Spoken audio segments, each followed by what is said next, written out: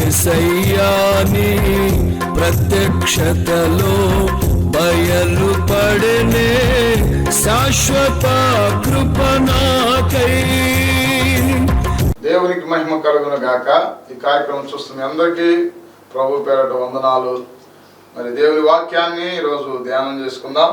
మత్తయి సువార్త 27వ అధ్యాయం 24వ వచనం. పిలాతు అల్లరి ఎక్కువ కూర్చున్నదే కానీ తన వలన ప్రయోజనం ఏమీ లేదని గ్రహించి నీళ్లు తీసుకుని జనసమూహం ఎదుట చేతులు కడుపుకొని, ఈ నీతిమంతుని రక్తమును గూర్చి నేను నిరపరాధిని, మీరే చూచుకొనుడని చెప్పాను.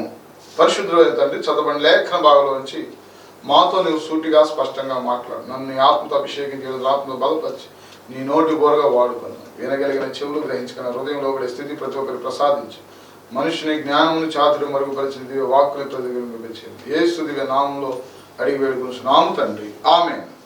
యేసు ప్రభువుని సిలువ వేయటానికి అప్పటికే యూదులు యూదయ రాష్ట్రాన్ని లేదా యూదయ ప్రాంతాన్ని రోమీలు వేలుతున్నారు కనుక యూదయ రాష్ట్రానికి గవర్నర్గా ఉన్న పిలాతు దగ్గర, ఎందుకంటే యూదులకు ఈ మరణ శిక్ష లేదా ఈ శిక్ష విధించే ఆ అధికారం అప్పుడు వారికి లేదు కనుక ఇప్పుడు రోమా ప్రభుత్వం కింద ఉన్నది కనుక ఇప్పుడు పిలాతు అనే అధిపతి దగ్గర లేదా గవర్నర్ ఎదుట యేసుక్రీస్తును నిలబెట్టడం జరిగింది. అప్పుడు జరిగినప్పుడు యేసు ప్రభు అక్కడ నిలబడినప్పుడు యూదుల రాజు నీవేనా అని అడుగుతాడు పిలాతు. వాళ్ళు మోపిన నేరం ఏమిటంటే, అయ్యా మరి మీరు యూదయ రాష్ట్రాన్ని రోమా ప్రభుత్వం గెలుస్తుంది కదా, వీళ్ళందరినీ యూదులందరినీ కూడా తన వైపు తిప్పుకొని యూదులకు రాజుగా ఆయన నిలబడి మీకు వ్యతిరేకంగా ఉండాలని ఆయన అనుకుంటున్నాడు అని వాళ్ళు భౌతికానుసారంగా ఈ లోక రాజ్యం గురించి వాళ్ళు మాట్లాడుతూ ఆయన మీద నేరము మోపారండి. అయితే అప్పుడు పిలాతు అంటాడు, మీరు ఎన్ని నేరాలు మోపుతున్నారు, నువ్వు మాట్లాడవా అని అంటే ఆయన ఏమీ ఉత్తరం ఇవ్వలేదండి. ఉత్తరం అయిపోయేసరికి పిలాతు ఆశ్చర్యపడి ఆ తర్వాత యేసుక్రీస్తుని విడుదల చేయగోరి ఏమంటాడంటే, మరి పండగ వస్తుంది కదా, ఈ పండగకి ఒక ఖైదీని మనం విడుదల చేస్తాం కదా, క్రీస్తుని విడుదల చేయనా లేదా బందిపోటు దొంగ అయిన బర్బాను విడుదల చేయనా అని అంటాడు. ఎందుకంటే పిలాతు గ్రహించాడంట.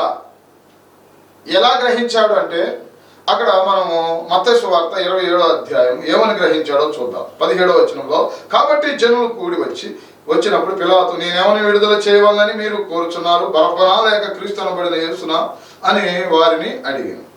ఎలయనగా వారు అసూయ చేత ఆయనను అప్పగించారని అతడు ఎరిగి ఉండెను. ఈ ప్రధాన యాజకులు, ఈ శాస్త్రులు, పెద్దలు వీళ్ళందరూ కూడా ఎందుకు ఆయనను అలా తీసుకుని వచ్చారంటే, పిలాతుకి అర్థమైందంట ఏమని, వీళ్ళు ఆయన మీద అసూయ చేత అప్పగించారు అని. చూసారండి.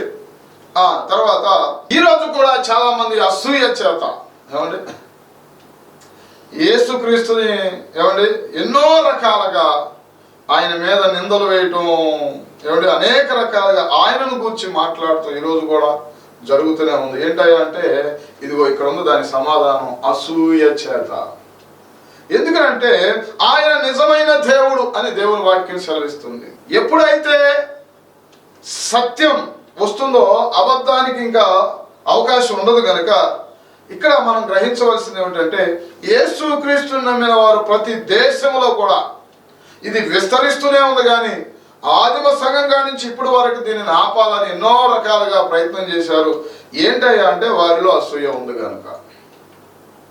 కానీ దానిని ఎవరూ కూడా ఆపలేకపోయారు. ప్రభువును నందు విశ్వసించిన వారు విశ్వసిస్తూనే ఉన్నారు. ఎన్ని ఆటంకాలు ఎదురైనా దేవుడు తన కార్యాన్ని జరిగించుకుంటూ వస్తున్నాడు. అందును బట్టి దేవునికి మహిమ కలుగును గాక. హల్లెలూయా.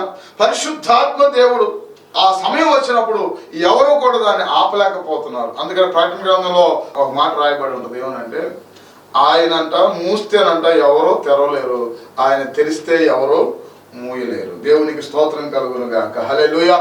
కాబట్టి దేవుడు తన కార్యాలు జరిగించుకోవాలి అని అనుకున్నప్పుడు దాన్ని ఎవరు ఆపలేరు, ఎన్ని ప్రయత్నాలు చేసినా.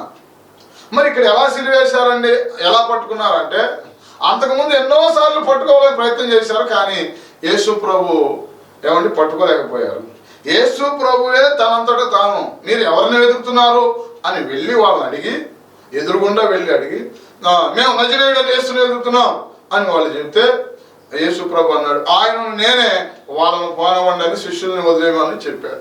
ఆయనంతటా ఆయనగా తను తాను అప్పగించుకున్నాడు. దేనికోసం అంటే సిలువ వేయటం కోసం. ఎందుకంటే ఆయన ఈ లోకానికి వచ్చిందే తన ప్రాణాన్ని పెట్టడానికి. ఇది తెలియక చాలా మంది రకరకాలుగా యేసుక్రీస్తు గురించి మాట్లాడుతూ ఉన్నారు. అయితే ఇక్కడ గమనించండి ప్రియులారా, ఈయనేమో పిలాతేమో ఇలా గ్రహించాడు, వాళ్ళు అసూయ చేత అప్పగించారు, ఈయనలో అసలు ఏ నేరం లేదని ఆయనకు అర్థమైపోయింది. ఈలోపు పిలాతు భార్య కబురు పెట్టింది, ఆ నీతిమంతుని జోలికి పోవద్దు, నేను రాత్రిలో చాలా కలవరపడ్డాను ఆయన కలలో అని పిలాతు భార్య కబురు పెట్టింది, వర్తమానం పంపించింది. 20వ వచనానికి వెళ్తే, ప్రధాన యాజకులు పెద్దలు బరబ్బను విడిపించమని అడుగుటకు యేసును సంహరించుటకు జన సమూహములను ప్రేరేపించిరి. చూసారండి, వీళ్ళ ప్రేరేపణలకు లొంగిపోయే ఈ ప్రధాన యాజకులు పెద్దలు జన సమూహాన్ని ప్రేరేపించి, జాగ్రత్త సుమా, మిమ్మల్ని ఎవరు ప్రేరేపిస్తున్నారో, దేనికి ప్రేరేపిస్తున్నారో గ్రహించాలి. జనులు, ప్రజలందరూ కూడా గ్రహించాలి. ఎందుకు ప్రేరేపిస్తున్నారు, ఎవరి పబ్బం గడుపుకోవడానికి ప్రేరేపిస్తున్నారు, ఎవరి అవసరతలు తీర్చుకోవడానికి, ఎవరు అధికారం ఎక్కడానికి ప్రేరేపిస్తున్నారు, దానిని మనం గ్రహించాలి సుమా. ఇక ఎలా ప్రేరేపించబడితే అసలు అవగాహన లేకుండా వాళ్ళు ఏం చెబితే వాళ్ళు అది చెప్తే ఎట్లా కదండి. పిలాతు అడుగుతున్నాడు, యేసుక్రీస్తు కావాలా బరబ్బా కావాలా? యేసుక్రీస్తు ఎవరికైనా హాని చేశాడా? ఎవరినైనా ఇబ్బంది పెట్టాడా? ఆయన శాంతిని బోధించి, క్షమాపణ బోధించి, ఆయనను సిలువేసిన వారిని సైతం క్షమించమని ఏమండి, ఆయన దగ్గరకు వచ్చిన వారందరి ప్రతి వ్యాధిని ఆయన స్వస్థపరిచాడే, అనేక మందికి మేలు చేర్చి వెళ్ళాడే. కానీ వీళ్ళు ఎవరిని కోరుకున్నారు? బరబ్బా, బందిపోటు దొంగ, రానాయన రేపు నుంచి ఇక మా ఇంట్లో ఉన్నాయని తీసుకెళ్ళు, దొంగలు కోరుకున్నారండి వీళ్ళు. ఎందుకు కోరుకున్నారంటే అక్కడ జనాలు ప్రేరేపించారంట. వాళ్ళు ప్రేరేపిస్తే వీళ్ళకన్నా ఇది ఉండాలి కదండి, జ్ఞానం ఉండాలిగా కొంచెమైనా. ఒరే, దొంగను కోరుకోవటం ఏంటిరా? దొంగ ఏం చేస్తాడు? దొంగ వల్ల ఏం మేలు జరుగుతుంది? ఏమండి, ఆలోచన చేయండి. వాళ్ళు ప్రేరేపించారంట, వీళ్ళు మాకు బరబ్బా కావాలని కేకలు వేశారు. మరి యేసు ప్రభుని ఏం చేయమంటారు అని అడిగాడు మళ్ళీ పిలాతు. వాళ్ళందరూ ఏమని కేకలు వేశారు? సిలువేయండి అని కేకలు వేశారు. మళ్ళీ అడుగుతున్నాడు పిలాతు, ఎందుకు ఆయన ఏ దుష్కార్యం చేశాడు అని అడిగాడు. అబ్బా, దేవునికి మహిమ కలుగును గాక. ఆయన ఏ దుష్కార్యం, ఆయన మీద ఏంటి నేరం? నేరానికి ఆధారాలు లేవు. అన్యాయపు తీర్పు పొందిన వాడే, యెషయా గ్రంథంలో ఉంటుంది, అన్యాయపు తీర్పు ఆయన పొందుకున్నాడు. నేరం లేదు, ఏ నేరము చేయలేదు ఆయన. అందుకని పిలాతు భార్య అంటుంది, నీతిమంతుడు. ఇక్కడ ఏ నేరం, ఏ దుష్కార్యం చేశాడని అడిగితే జనులందరూ ఏమన్నారంటే, అవన్నీ మాకు తెలియదు, సిలువేయాలి, ఇదే గో. కొంతమందికి అవగాహన ఉండదండి. ఎందుకు ఇలా చేయాలి, ఎందుకు ఆయన్ని సిలువేయాలి, ఆయన ఏ నేరం చేశాడు? మంచిని చెడుగా, చెడును మంచిగా ఉందలేండి. దేవుని వాక్యంలో కూడా తీపేమో చేదు అంటారంటే, చేదేమో తీపి అంటారంట. కీడునేమో మేలు అంటారంట, మేలేమో కీడు అంటారంట. అనువారికి శ్రమ. నీ అంతరంగానికి తెలిసినప్పటికీ కూడా యేసుక్రీస్తు ద్వారా మేలు ఉందని ఏమండి, స్వార్థపూరితమైన ప్రయోజనాల కోసం ఏమండి దానిని మరొక రీతిగా చూపించడం. ఇక్కడ కూడా ఏం జరిగిందంటే, సిలువేయమని కేకలు వేసేసరికి పిలాతు కూడా ఏం చేయలేకపోయాడు. తన వల్ల ఏమీ ప్రయోజనం లేదంట. తెలుసుకుని నీళ్లు తెమ్మని చెప్పి మళ్ళీ ఏమన్నాడంటే, ఈ నీతిమంతుడు అన్నాడు. ఏదన్నా దోషం ఉందా? ఏమీ లేదు, ఏ నేరం లేదు. కానీ ఎందుకు వేశారు సిలువ? ఏమండి, నిర్దోషికి శిక్ష పడకూడదు కదా. నీతిమంతుని రక్తము అని స్పష్టంగా పిలాతు గారు తీర్పిచ్చాడండి. దేవునికి మహిమ కలుగును గాక. ఈ నీతిమంతుడు అంటే ఎవడు కూడా నీతిమంతుడు అంటామని అనలేకపోయారండి. ఆలోచన చేయండి ప్రియులారా. గ్రహించాడు, వీళ్ళు అసూయ చేత ఈయన సంపాదనుకుంటున్నారు, కానీ విడిపించే శక్తి లేదు. ఎందుకంటే దేవుడే తనంతట తాను మనందరి కోసం సిలువ ఎక్కడానికి ఇష్టపడ్డాడు కనుక. దేవునికి మహిమ కలుగునుగా. నోరు తెరవంది, అందుకే ఆయన నోరు తెరిస్తే అక్కడ మాట్లాడేవాడు ఎవడు లేడు. ఆయన నోరు తెరిచి 2 ప్రశ్నలు, ఒక ప్రశ్న వదిలితే ఇంకా మాట్లాడటానికి లేదు కాదు అవకాశం. కానీ ఎందుకు నోరు తెరవలేదంటే మనందరి కోసం ఆయన నోరు తెరవలేదు. మనం ప్రేమిస్తున్నాడు ఆయన. దేవునికి మహిమ కలుగును గాక. హల్లెలూయా. ఆ తర్వాత సిలువ వేశారండి, సిలువ వేశారు, తీసుకెళ్లారు, సిలువ వేశారు. సిలువ వేసిన తర్వాత అక్కడ రాయబడిన మాట చూడండి, 39వ వచనం. ఆ మార్గమున వెళ్ళుచుండిన వారు తలలోచుచు, దేవాలయం పడగొట్టి 3 దినముల్లో కట్టువాడా, నిన్ను నీవే రక్షించుకో, నీవు దేవుని కుమారుడు అయితే సిలువ మీద నుండి దిగుమని చెప్పుచు ఆయనను దూషించిరి. వీళ్ళంతా మార్గాన్ని వెళుతున్నారు, వెళ్ళేవాళ్ళు వెళ్ళొచ్చు కదా.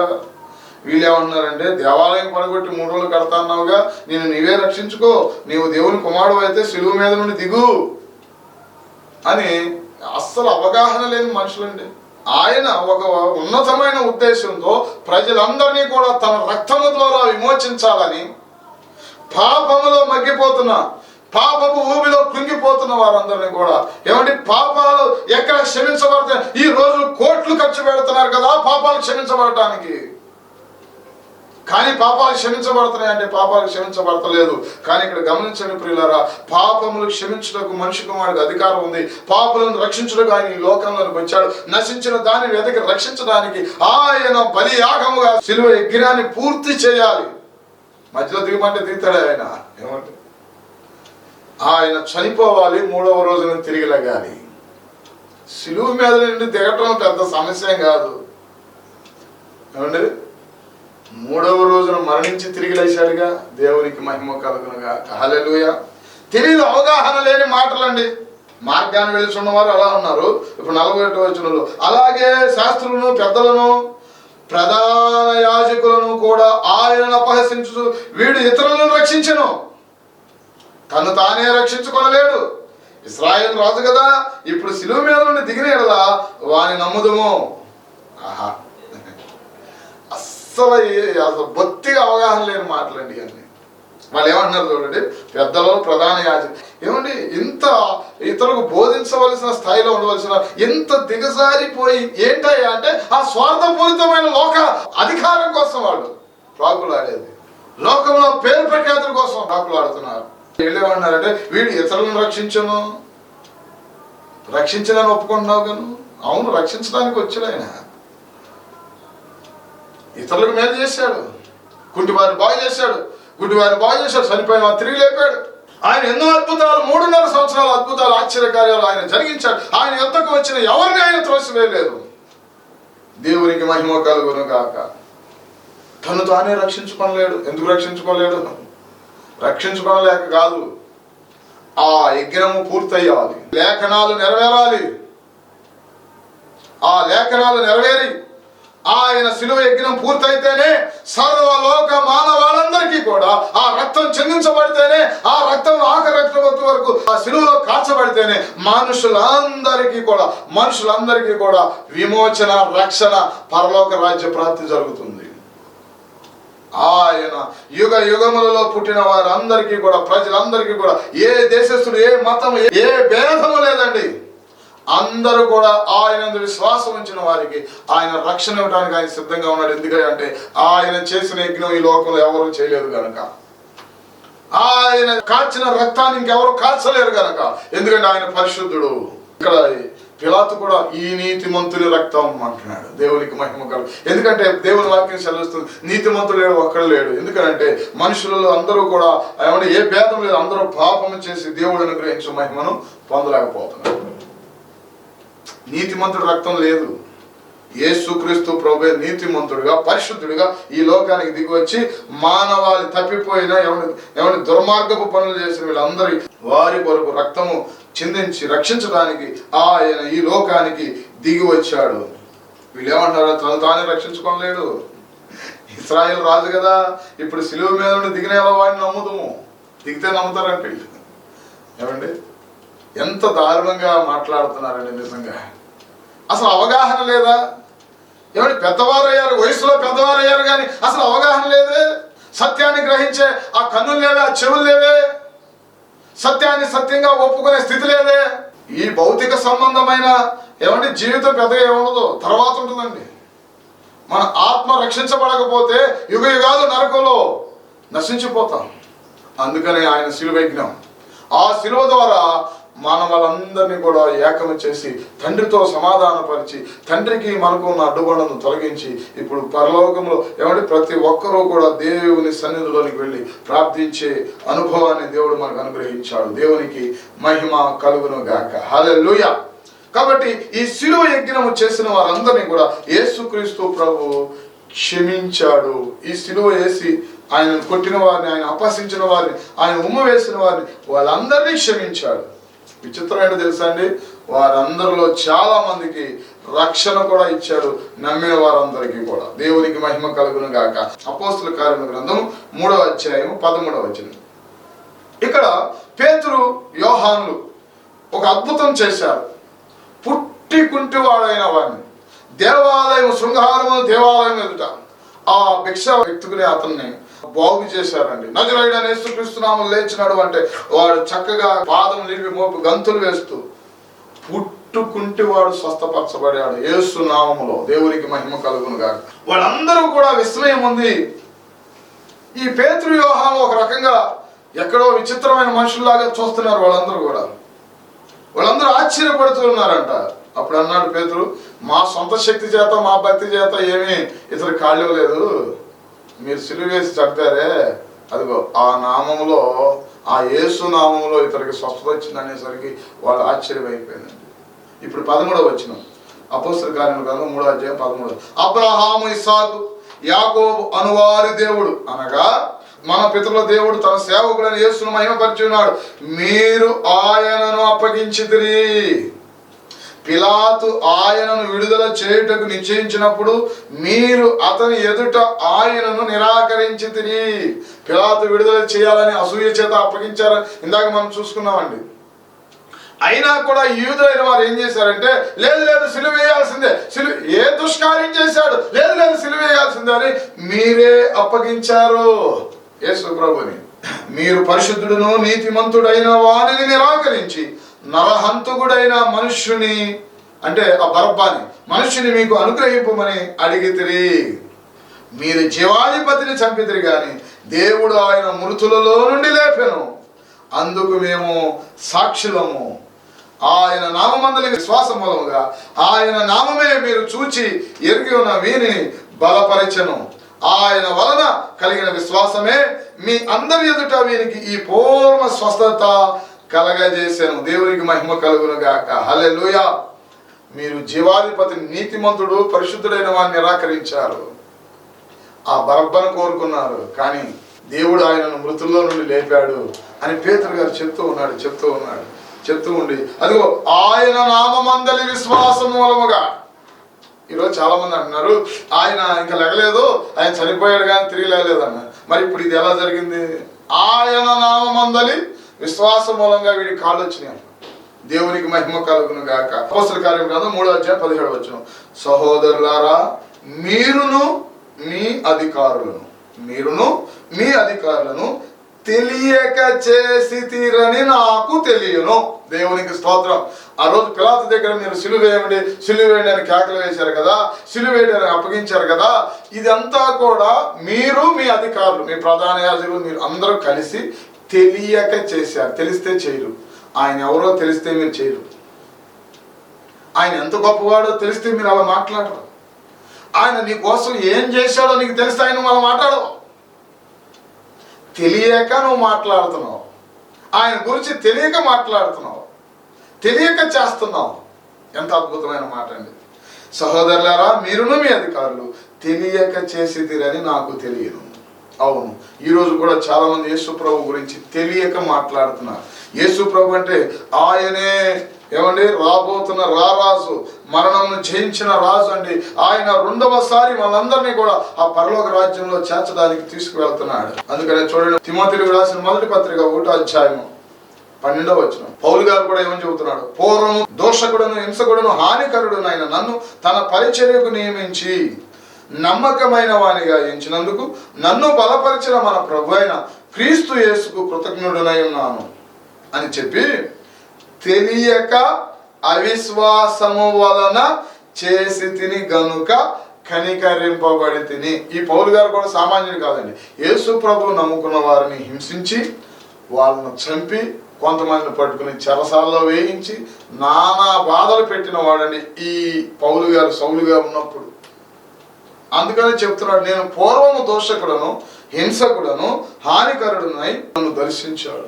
ఎందుకు దర్శించి ఆయన పరిచయంలో నన్ను నిలబెట్టుకున్నాడు?